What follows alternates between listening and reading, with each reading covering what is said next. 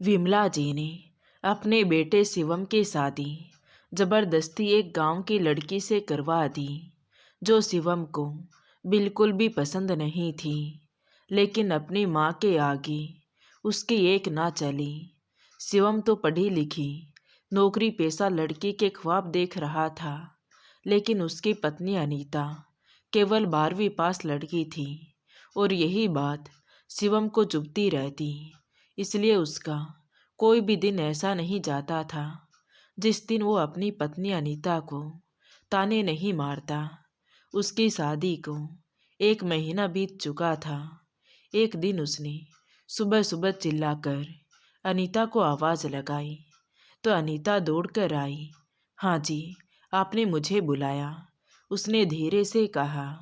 तो शिवम चिल्लाकर बोला, अरे तुझे बुलाकर क्या अचार डालूंगा तुम्हारा मैं? कब से शर्ट ढूंढ रहा हूँ, एक भी चीज़ सही से नहीं रखती हो।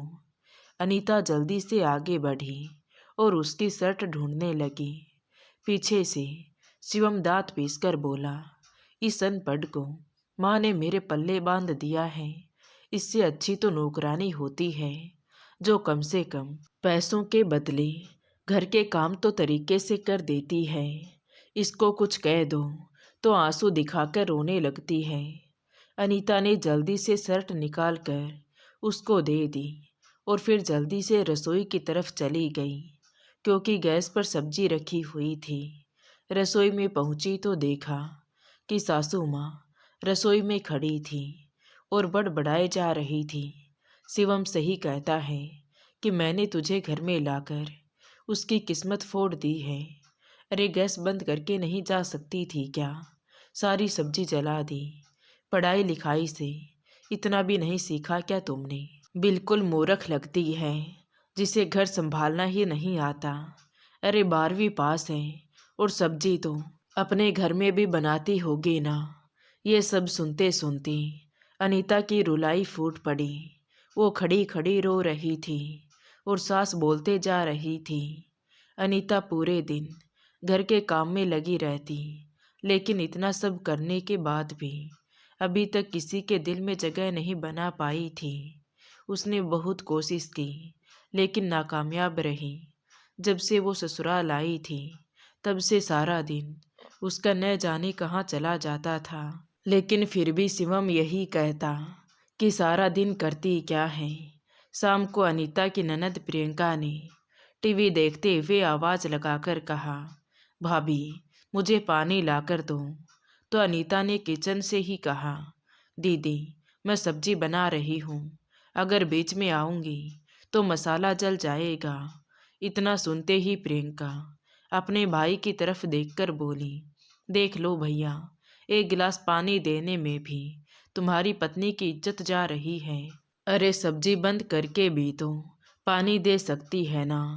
तो शिवम भी अनीता पर ही बरस पड़ा और अनीता को बीच में पानी लाकर देना ही पड़ा। वापस किचन में जाकर वो मन ही मन सोचने लगी कि जो लोग एक गिलास पानी भी खुद से उठकर नहीं लेते हैं, वही लोग मुझसे पूछते हैं कि सारा दिन करती क्या हो। लेकिन शिवम के सामने अनीता जरा भी मुंह नहीं खोल पाती थी, पर आत्मा अंदर ही अंदर रोए जा रही थी, जैसे उसे रस्सी से बांध दिया गया हो। शिवम हर रोज उसको नौकरी वाली लड़कियों के ताने देता रहता।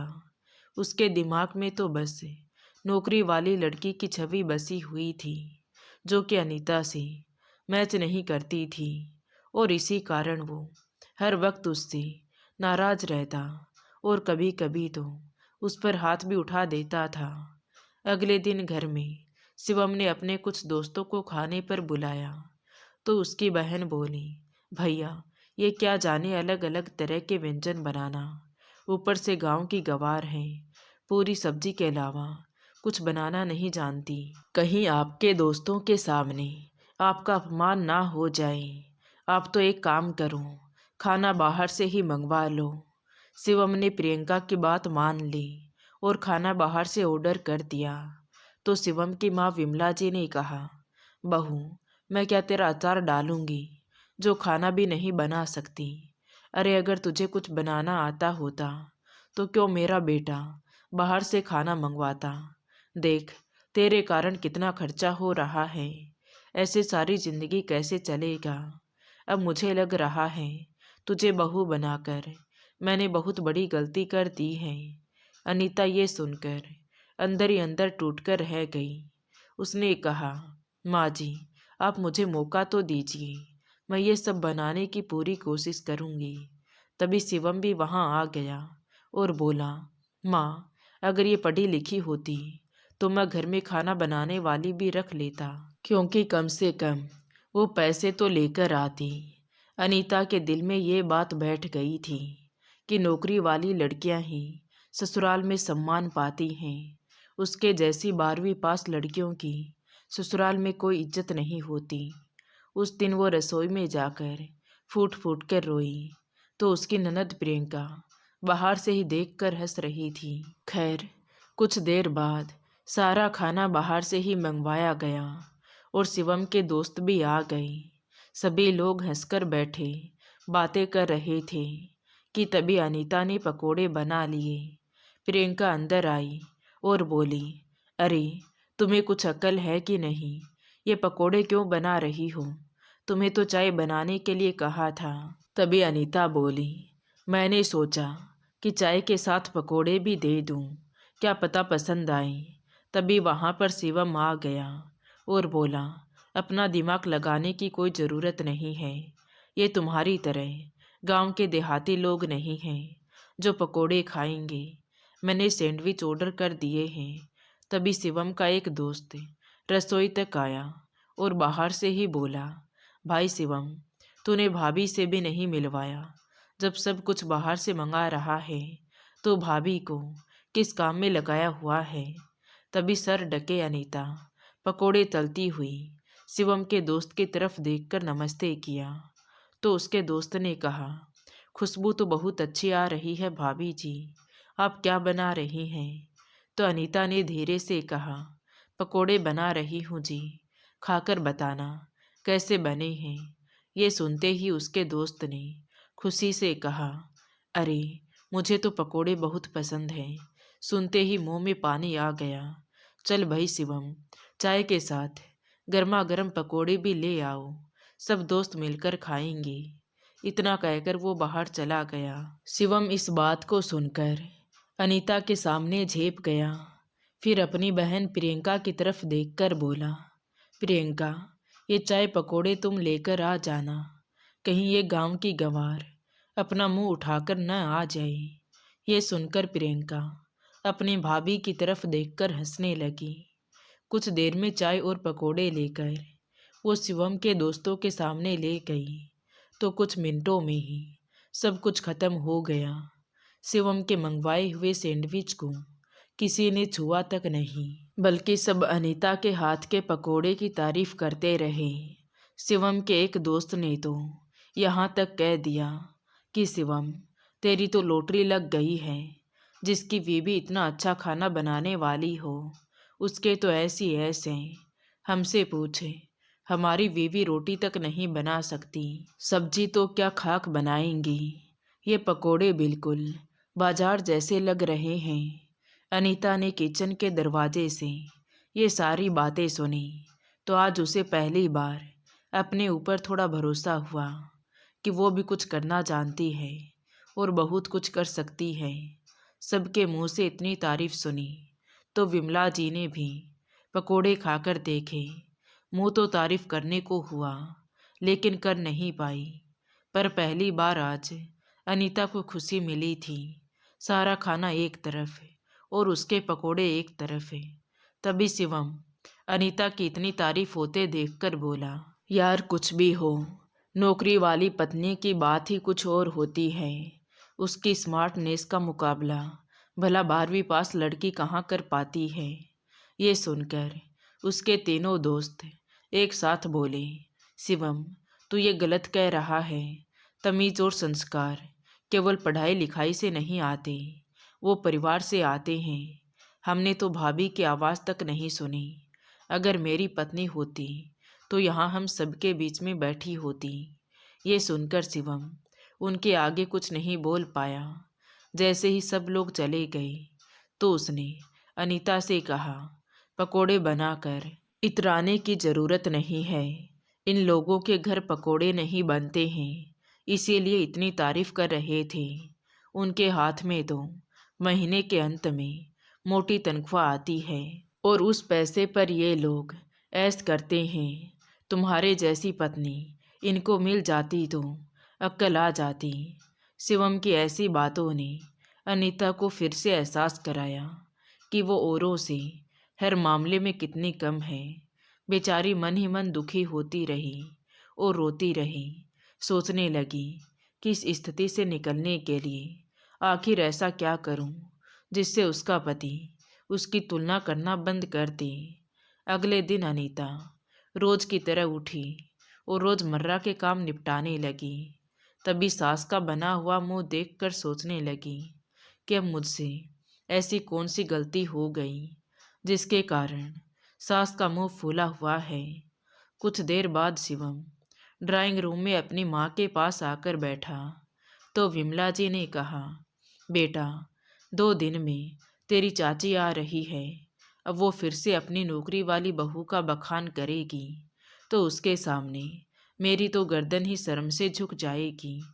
तभी शिवम अखबार पढ़ते हुए अपनी माँ से बोला, माँ इसमें मेरी तो कोई गलती नहीं है ना, आप ही इसको न जाने कहाँ से उठाकर ले आई हो। कभी कभी तो मन करता है कि इससे तलाक ले लूं। शिवम की बात सुनते ही अनीता का दिल धक से रह गया। वो मन ही मन घबराने लगी और सोचने लगी, अगर इन्होंने मुझे तलाक दे दिया तो क्या होगा। मेरी तो बहनें भी और हैं, मेरा परिवार कहाँ मुंह दिखाएगा। पिताजी तो दिल के मरीज हैं, कहीं वो बीमार ना हो जाएं। इन्हें लड़कियों का नौकरी करना पसंद है, लेकिन मैं केवल 12वीं पास कौन सी नौकरी करूं जो उनके मुंह पर ताला लग जाए। अभी शादी हुई मात्र 2 महीने हुए थे और अनीता के दिन इस तरह कट रहे थे। हर दिन वो एक नई मुसीबत से लड़ रही थी। चाची जी के बारे में सुनकर तो वो और भी डर गई कि न जाने चाची उसे ताने दे देकर उसका क्या हाल करेगी। उसे याद आया कि शादी के बाद जब वो रुकी हुई थी तो बार बार यही कह रही थी कि मेरी बहू तो दिन भर घर में ही नहीं रहती है। बेचारी थक कर रात को घर आती है। उसे ऑफिस से छुट्टी मिल जाती तो वो शादी में ज़रूर आती। इतनी अच्छी नौकरी करती है तो जिम्मेदारी भी है। पढ़ी लिखी बहू लेने में यही फ़ायदा है कि घर की आर्थिक स्थिति सही बनी रहती है। उस समय ही अनीता को ऐसा लग रहा था कि ये सब उसको सुनाया जा रहा है क्योंकि वो 12वीं पास है। उस समय देवरानी की बातें सुनकर सासू माँ भी पूरी तरह तिल मिला रही थी और अनीता से सीधे मुंह बात भी नहीं कर रही थी। तब अनीता सोच रही थी कि मैं ज़बरदस्ती तो इस घर में नहीं आई हूँ और मेरी पढ़ाई के बारे में इनको पहले से ही मालूम था, तो अब ये लोग मुंह क्यों बना रहे हैं। आखिर मेरी गलती क्या है। मगर अनीता को अपने इन सवालों का कोई जवाब नहीं मिल रहा था। वहीं विमला जी, जिनको 12वीं पास अनीता अपने बेटे के लिए इतनी पसंद आई थी, वो आज शादी के दूसरे महीने में ही उनकी नज़रों में खटकने लगी थी। अनीता का दिल तो जोर जोर से धड़क रहा था कि न जाने जब चाची जी आएंगी तो क्या होगा। तभी उसका डरा हुआ चेहरा देखकर उसकी ननद प्रियंका ने उसको ताना मारते हुए कहा, चाची जी के आने से इनका चेहरा कैसे उतर गया है। अरे अपनी बेइज्जती का डर सता रहा है, थोड़ा ज़्यादा पढ़ लिख लेती तो तुम्हारा क्या जाता। तभी अनीता से रहा नहीं गया। उसने तुरंत अपनी ननद से कहा, मैं भी तो आपके भाई की शादी के इंतज़ार में बैठी नहीं थी।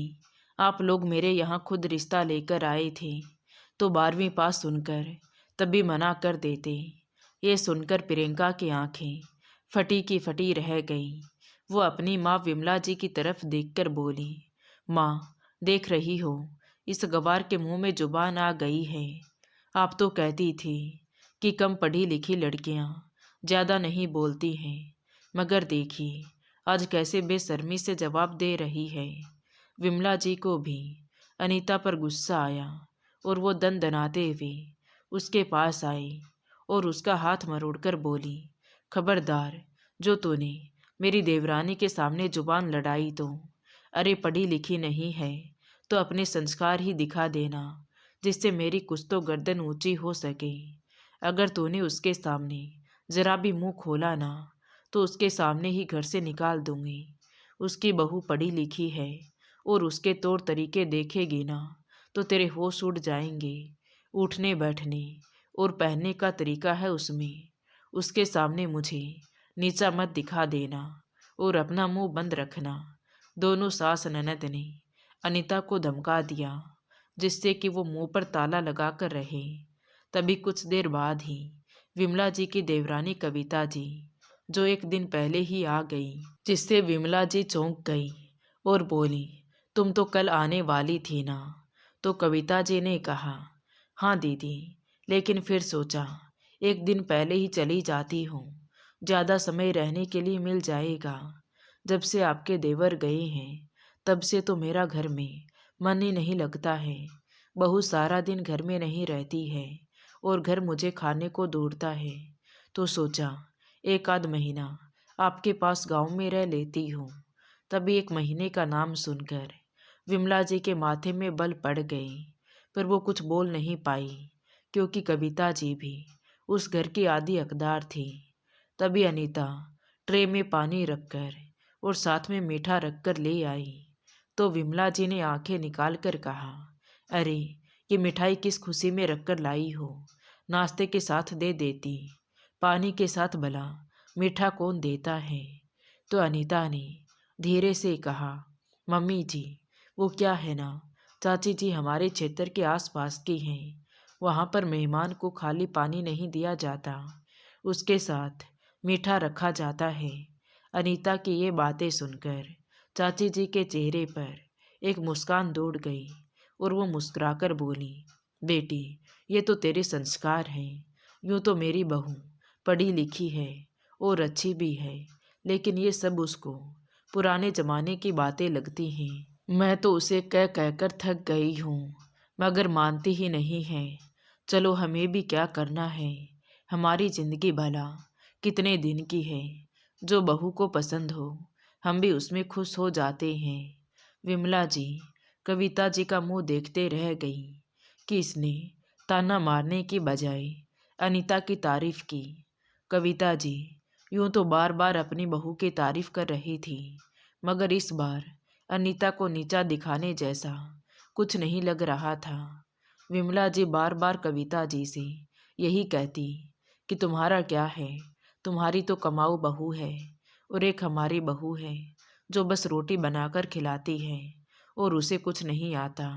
शिवम भी अपनी चाची से मिला तो चाची ने कहा, शिवम, बहू नौकरी वाली आ तो गई है, मगर कुछ समय बाद ही पता चलता है कि वो कैसी है। तुम्हारी माँ बहू अच्छी लाई है। किसी को समझ में नहीं आ रहा था कि कविता जी इस बार किसी को ताने क्यों नहीं दे रही है। विमला जी मन ही मन अपनी देवरानी के जाने का इंतजार कर रही थी, लेकिन एक हफ्ते बाद भी कविता जी ने ये नहीं बताया कि वो कब वापस जा रही हैं। विमला जी उसके सामने जैसे ही अनीता से कुछ कहती तो कविता जी बीच में ही बोल पड़ती, जी जी, तुम्हें आजकल की बहुओं का नहीं पता है, तुम्हारी तो लाख गुना अच्छी बहू है। ये सुनकर विमला जी मुंह बनाकर बोली, अरे तुम्हें क्या पता इसको कितना टोकती हूँ, तब ये कोई काम अच्छे से कर पाती है। पढ़ी लिखी होती तो कितने अच्छे से कर लेती, आपकी बहू की तरह नौकरी करके मेरे बेटे का हाथ भी बटा देती। कविता जी ये सुनकर चुप रह गई। अगले दिन कविता जी रसोई में गई तो खाने की खुशबू से ही वो खुश हो गई और बोली, बहू, तेरे हाथ में तो बहुत अच्छा जादू है।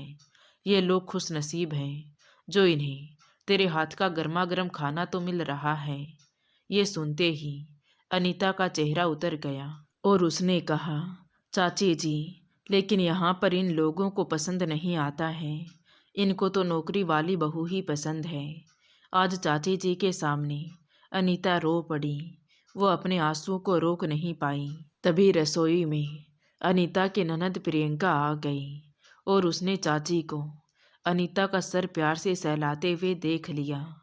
उसे अनीता पर गुस्सा आ रहा था। उसने जाकर अपनी माँ से कहा, माँ, ये आपकी बहू चाची से हमारी शिकायत कर रही थी। ये सुनकर विमला जी का खून खौल उठा और रात को कविता जी के कमरे में जाने के बाद अनीता के पास आई, रसोई में गई और बोली, तूने मेरी देवरानी से क्या कहा? सच सच बताना, अगर झूठ बोलेगी तो इस वक्त घर से निकाल दूंगी। सास की बात सुनते ही अनीता खड़ी खड़ी कांपने लगी। उसे समझ में नहीं आ रहा था कि अब क्या करे। तभी प्रियंका भी बोली, माँ, वो तो अच्छा हुआ कि मैंने देख लिया और मुझे देखते ही ये चुप हो गई, वरना पता नहीं ये क्या क्या कह देती। इसीलिए चाची जी हर वक्त इसकी तारीफ करती रहती है और इसने हमारे ही घर की बुराई उनसे कर दी। अब देखना, चाची पूरे खानदान में हमारी चुगली करेगी। प्रियंका की बात सुनते ही विमला जी का पारा 7वें आसमान पर पहुंच गया और उन्होंने अनीता के गाल पर जोर से तमाचा लगा दिया। तेरी हिम्मत कैसे हुई बाहर के आदमी से हमारे घर की बातें बताने की? बेचारी अनीता बुरी तरह से रो रही थी और विमला जी उस पर हावी होते जा रही थी। तभी वहाँ पर कविता जी की आवाज़ गूंजी, खबरदार जीजी, जो आपने अभी बहू पर हाथ उठाया तो। कविता जी जल्दी से आई और अनीता को गले से लगा लिया। अनीता उनसे लिपटकर रोने लगी। कविता जी ने गुस्से में उनकी तरफ देखा कि वैसे तो आप बड़ी हो और समझदार भी हो, बहू को मारना शोभा देता है क्या? तभी विमला जी ने तुरंत कहा, तुम्हें नहीं पता कविता, ये कितना झूठ बोलती है। मुझे अच्छी तरह पता है कि आज तुमसे हमारे घर की बुराई कर रही थी। कविता जी गुस्से में बोली, वो मुझसे तुम्हारी बुराई नहीं कर रही थी जीजी, बल्कि ये बता रही थी कि वो घर को संभालती है लेकिन कोई भी उसको पसंद नहीं करता। वो अंदर ही अंदर बहुत दुखी है, इसीलिए उसके आंसू निकल रहे थे। मैं भी जब से आई हूँ देख रही हूँ कि कोई एक गिलास पानी भी खुद से नहीं पीता। तुम्हारी बहू सब कुछ करती है। तभी विमला जी जोर से चिल्लाकर बोली, हाँ तो हम क्यों काम करें? ये कौन सा कमा कर लाती है? तुम तो बोलोगी ही। तुम्हारी बहू भारी तनख्वाह जो घर में लाती है और जिसे तुम घूम फिर कर उड़ाती हो। ये सब सुनकर इस बार कविता जी की आंखों में आंसू आ गए और वो बोली, तुम्हें क्या पता है जीजी कि मैं क्या सहन करती हूँ? अगर तुम्हारी बहू ऐसी होती तो तुम एक पल के लिए उसे घर में नहीं टिकने देती। मेरी बहू नौकरी करती है लेकिन आज तक मुझे एक गरम रोटी नसीब नहीं हुई है। जिस दिन उसकी छुट्टी होती है तो मुझे उसके मन का नाश्ता बनाना पड़ता है। रोज अपने बेटे बहू का टिफिन बनाती हूँ और दोनों लेकर निकल जाते हैं। मैंने कितनी बार कहा घर में नौकर लगा दो, लेकिन दोनों ही नहीं सुनते और कहते हैं कि इस उम्र में काम नहीं करोगी तो शरीर बैठ जाएगा। मुझे दोनों ने नौकरानी बनाकर रख दिया है। शुक्र करो कि तुम्हारी बहू खुद नौकरानी बनकर तुम लोगों के नखरे उठाती है। ये इसके संस्कार हैं कि तुम्हारा थप्पड़ बर्दाश्त कर लिया, वरना कोई और होती तो तुम्हारा वो हाल करती कि तुम कहीं मुंह दिखाने लायक नहीं रहती। शिवम को मैं रोज इस बात के लिए समझा रही हूँ। मेरे घर की सच्चाई तो यही है कि मेरी नौकरी वाली बहू ने मुझे नौकर बनाकर रख दिया है। वो बाहर नौकरी करती है और मैं घर में, लेकिन वैल्यू नौकरी की है, मेरी नहीं। जैसे तुम लोग अनीता की वैल्यू नहीं कर रहे हो। तभी देवरानी से ये सुनकर विमला जी के होश उड़ गई, जिससे वो रोज अपनी बहू की तुलना किया करती थी। आज पता चला कि उसने उनकी देवरानी का जीना हराम कर रखा है। जो देवरानी उनको ऐश करती दिखाई दे रही थी, आज पता चला कि वो अपने घर में नौकरानी बन चुकी है। विमला जी नज़र झुकाकर खड़ी हो गई। तभी वहाँ पर शिवम भी आ गया और बोला, हाँ माँ, चाची ने मुझे सब कुछ बता दिया है। इन्होंने मुझे अपनी हकीकत बताई। तो मैं हैरान रह गया। जिस अनीता की तुलना मैं नौकरी वाली बहू से करता था, वो उनसे लाख गुना बढ़कर अच्छी है। ये मुझे चाची जी ने बहुत अच्छे से समझाया कि अनीता सबका कितना ख्याल रखती है, सबके नखरे उठाती है, फिर भी सब उसको ताने मारते हैं। अगर ये नौकरी करने लगी तो क्या आप दोनों घर संभाल लोगी? शिवम की बात का आज विमला जी के पास जवाब नहीं था। तभी कविता जी ने प्रियंका की तरफ देखकर कहा, संस्कार तो तुम में नहीं आया बेटी, कुछ अपनी भाभी से सीख लो, ससुराल में काम आएंगे। आज कविता जी ने सबकी अक्ल ठिकाने लगा दी थी। उधर अनीता, जो कि खड़ी खड़ी रो रही थी, उसे विमला जी ने गले से लगाया और बोली, बहू गलती हो गई, मुझे माफ़ कर देना। हम तेरी तुलना नौकरी वाली बहू से करते थे, मगर सच कहूँ तो वो तेरे सामने कुछ भी नहीं है। तभी अपने लिए तारीफ भरे शब्द सुनकर अनीता मन ही मन खुश हो गई और सोचने लगी कि जिस चाची के आने से वो डर रही थी, उसी ने उसकी ज़िंदगी में खुशियाँ बिछा दी। तभी कविता जी के फ़ोन पर उनकी बहू का फ़ोन आया और फ़ोन उठाते ही कविता जी ने फ़ोन स्पीकर पर कर दिया तो उधर से बहू बोल रही थी, बुढ़िया वहाँ जाकर बैठ गई है, घर का कुछ ख्याल है कि नहीं? घर का इतना सारा काम कौन करेगा? चुपचाप से शाम तक घर आ जाना। तभी विमला जी ने कविता जी के हाथ से फ़ोन छीनकर कहा, मुझे नहीं पता था बहू कि तुम मेरी देवरानी के साथ ये सब करती हो। तुमसे अच्छी तो मेरी बहू है, जो घर में इतने लोगों का मान सम्मान बहुत अच्छे से करती है और सबकी सेवा करती है। अब तुम अपनी सास का इंतज़ार मत करना, वो मेरे साथ ही रहेगी। इतना कहकर विमला जी ने फ़ोन काट दिया और फिर अपनी बहू अनीता की तरफ देखकर बोली, आज मुझे गर्व हो रहा है बहू कि मैं पढ़ी लिखी बहू नहीं लेकर आई। पढ़ाई लिखाई से ज़्यादा इंसान के अंदर संस्कार होने चाहिए, जो तुम्हारे अंदर कूट कूट कर भरे हैं। तभी अनीता भी मुस्कुराकर अपनी सास से लिपट गई।